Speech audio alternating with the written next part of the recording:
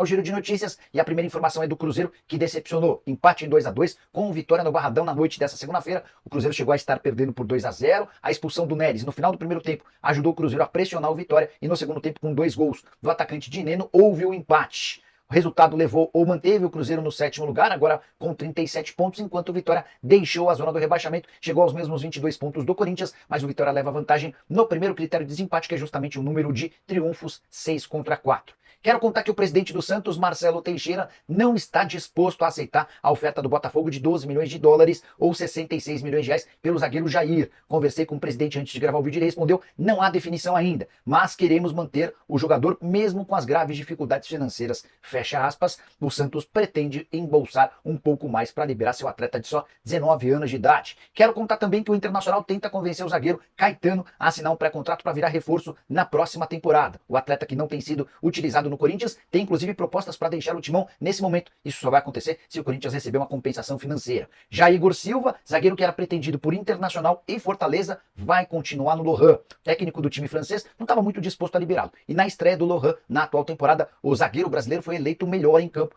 descartada qualquer chance de retorno do Igor Silva para o futebol nacional. A saideira do giro de notícias: Alexander é novo reforço do Al-Ahly. O anúncio aconteceu na manhã dessa terça-feira. Jogador do Fluminense vendido por 9 milhões de dólares. Considerei valor baixo. Acho que o Alexander tinha potencial para uma transferência bem melhor. E você, o que pensa sobre o tema? Já usa o espaço para comentário e avalia, beleza? Hora de falar sobre as chances de rebaixamento e também de título. Matemática feita pelo pessoal do GE, mais especificamente do espião estatístico. E depois da vitória do Botafogo por 4-1 contra o Flamengo, nesse domingo no Newton Santos, o Botafogo se tornou o favorito ao título do Campeonato Nacional. As chances de título, de acordo com o GE, são de 41% para o Botafogo, 21% para o Fortaleza, 18% para o Flamengo, 11% para o Palmeiras. São Paulo, Cruzeiro e Bahia aparecem com chances muito pequenas, o Tricolor com 3%, o Cruzeiro 2% e o Bahia 1,8%. O GE calcula, em relação ao rebaixamento, as chances de permanência na Série A. Quase todos os matemáticos falam em chances de rebaixamento. O GE adota uma outra postura e fala em chances de permanência. O Grêmio tem 85% de chance de continuar na primeira divisão. O Juventude 80%. Criciúma 76%. O Vitória só 49%. Depois ainda aparecem o Corinthians com 48%, o Cuiabá 45%, o Fluminense 37% e o Atlético Goianiense 6%. Quero deixar o meu palpite, a minha opinião, e gostaria da sua presença também no espaço para comentários. Atlético Goianiense e Cuiabá para mim caem. A briga vai ser pelas outras 2 vagas, com Corinthians, Vitória e Criciúma. Acho que o Fluminense e o Grêmio, entre os grandes, escapam desse rebaixamento. Já uso o espaço para comentário e diz se eu estou errado, se eu estou certo, o que você pensa sobre o tema, beleza? Hora de falar sobre o Corinthians, que tenta solucionar a compra do Hugo Souza o mais breve possível. O goleiro que chegou recentemente, 10 partidas, deixando excelente impressão. Ninguém fala mais sobre Carlos Miguel ou Cássio no Parque São Jorge desde a chegada do atleta que pertence ao Flamengo. A grande briga agora é para resolver a compra do jogador o mais rápido possível. Só para lembrar, o Hugo veio por empréstimo até o fim da temporada, o empréstimo custou 200 mil euros. A opção de compra é de 800 mil euros, que hoje equivalem a mais ou menos 4 milhões e 800 mil reais. O Corinthians pretende fazer a quitação da compra antes da partida de 1º de setembro, jogo válido pelo Campeonato Brasileiro. Isso porque o contrato de empréstimo prevê o pagamento de uma multa de 1 milhão, caso o Corinthians queira utilizá-lo diante do Flamengo. 1 milhão de reais. Então, esses 4 milhões e 800 mil se tornariam 5 milhões e 800 mil se o Corinthians não resolvesse essa pendência. Tem só um pequeno grande problema. O Corinthians está devendo dinheiro ao Flamengo pela compra do Mateuzinho. A prestação de 8 milhões de reais que venceu no último dia 5 não foi paga. E o Flamengo já afirmou que vai executar uma garantia bancária que o Corinthians havia oferecido. Em meio a esse contexto, o Flamengo está adiando a compra ou a venda do Hugo Souza para o Timão. Só para completar, muitos torcedores corintianos me perguntando nos últimos dias se o Timão negociou ou não com a Shopee, empresa super conhecida por ser de um site de vendas extremamente baratas. E aí existia a preocupação no Corinthians, de acordo com meu amigo Samir Carvalho, de que esse acordo virasse alvo de uma grande gozação. O presidente Augusto Melo deu uma entrevista nessa semana a um jornalista chamado Davi Chinaglia e afirmando que de fato existiram tratativas com a Shopee e o desacordo com a empresa não se deu por conta de uma preocupação com uma gozação, mas sim porque o Corinthians hoje tem 2 interessadas dispostas a pagar mais dinheiro. De qualquer forma, seja lá qual for o motivo, existiram conversas, mas o acordo foi descartado. Hora de falar sobre o Vasco da Gama, que não terá Maurício Lemos e já partiu para um plano B. O nome do plano B é Marlon, ex-zagueiro do Fluminense. Jogador de 28 anos de idade, que lá atrás, depois de surgir no Fluminense, foi comprado pelo Barcelona. Não deu certo no Barça, foi jogar no Shakhtar, rodou por outros clubes e estava no Fluminense nesse primeiro semestre. Passagem discreta na volta ao Flu. Foram só 8 partidas, a última delas em 30 de junho. O Marlon havia rescindido o contrato com o Fluminense para jogar no Al Ain, o atual campeão da Liga dos Campeões da Ásia, time comandado pelo ex-treinador do São Paulo.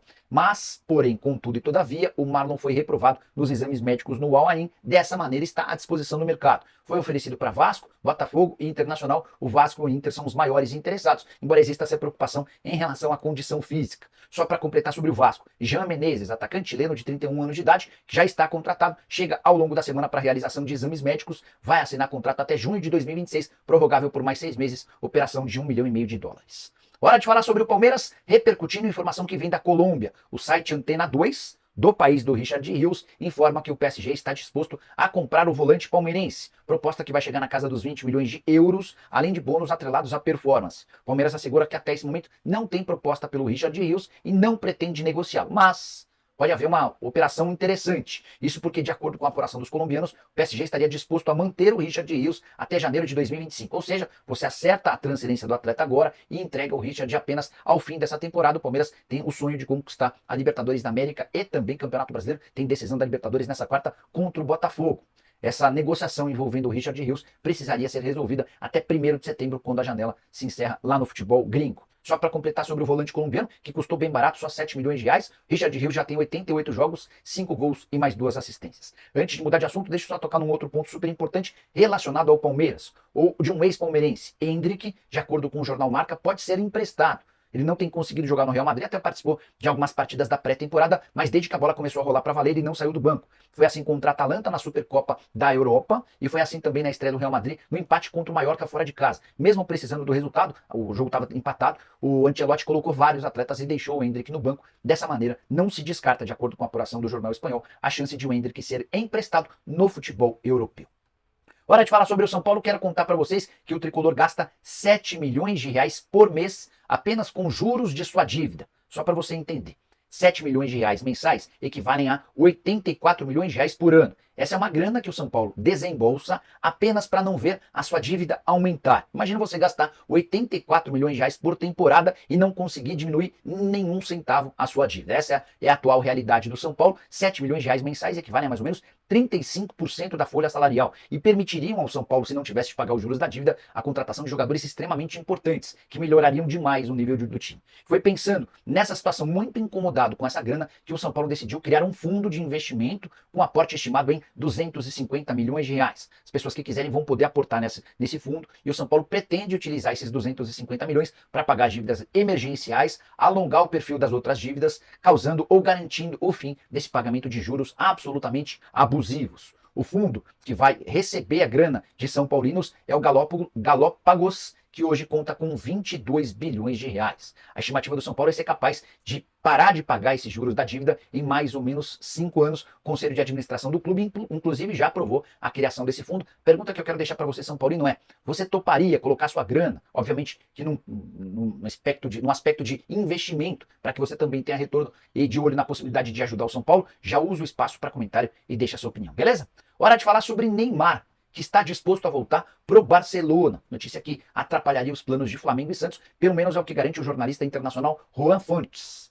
Ele assegura que o Neymar está trabalhando por uma volta imediata ao Barcelona. Acho que a chance disso acontecer por agora é nenhuma, até porque o Neymar tem lesão, está em reta final de recuperação e deve estar à disposição do Al Hilal a partir de setembro. Foi também por causa da volta do Neymar que o Al Hilal acabou liberando o Michael a 6 meses do fim do contrato. Michael que será anunciado como reforço do Flamengo em breve. Pois bem, o Neymar pode até pretender voltar ao Barcelona, mas vai precisar esperar até a metade do ano que vem, quando acaba o contrato dele com o time saudita. Por lá, o Neymar ganha 70 milhões de reais por mês. É de longe o jogador brasileiro mais bem pago, mas muito de longe. O segundo colocado aparece com algo na casa dos 12 milhões de reais mensais. Se quiser de fato voltar para o Barça, o Neymar, primeira coisa, vai ter de aceitar uma redução extraordinária do seu salário. Hoje o Barcelona não tem capacidade financeira para arcar com vencimentos desse tamanho. O Flamengo e o Santos tinham a pretensão de contar com o Neymar ao fim do contrato no Al Hilal, meio que ajudando ele a se preparar para a Copa do Mundo de 2026. Prometo ficar de olho nessa história e qualquer novidade trago para vocês. Combinado? Quero fechar o vídeo para falar sobre o futuro de Alex Sandro. Na manhã dessa terça-feira, conversei com o irmão do lateral e posso assegurar para vocês que hoje a disputa pelo jogador de 33 anos de idade se resume a Flamengo e São Paulo. Não existem tratativas entre Alex Sandro e clubes europeus, com a lembrança de que as principais ligas têm a janela de inscrição se encerrando em 1º de setembro. Eu falo de campeonato italiano, espanhol, francês, alemão, inglês e português. Diante desse cenário, o Alex Sandro só trabalha com a ideia de jogar no Brasil. O Flamengo apresentou proposta oficial e recebeu uma contraproposta dos representantes do atleta. Alexandre, que passou a semana passada treinando em Portugal e desembarcou nessa segunda-feira no Brasil para tentar resolver essa pendência sobre o seu futuro. Atleta que já havia deixado clara a intenção de jogar no São Paulo, ele chegou a assistir a 2 partidas do Tricolor no estádio. Uma delas contra o Atlético Paranaense na Arena da Baixada, a outra no Morumbi. Foi justamente um São Paulo e Flamengo, aquela vitória do Tricolor, e o Alexandro saiu super empolgado com o comportamento do torcedor. Foram 58 mil pessoas na oportunidade, torcedor super empolgado, ou melhor, torcedor super ativo, engajado, tentando ajudar o São Paulo a vencer. Tratativas com o São Paulo não estão encerradas, mas elas esfriaram diante da dificuldade financeira. O Alexandre quer jogar no São Paulo, mas a pedida dele está acima daquilo que o Tricolor avalia, até por isso o São Paulo tem mantido negociações com o Mário Rui, lateral esquerdo português, também 33 anos de idade, que tenta conseguir sua rescisão do contrato com o Napoli. A boa notícia é que essa novela envolvendo o Alexandre tem prazo para terminar, a janela também por aqui está acabando, e o atleta vai precisar se definir entre o Fly e o São Paulo. Por aqui você vai ficar sabendo antes de todo mundo o que está rolando nessa história, prometo atualizar você. Só não esquece de deixar like, de se inscrever no canal e de comentar sobre o que quiser. A gente volta mais tarde. Abraço, tchau!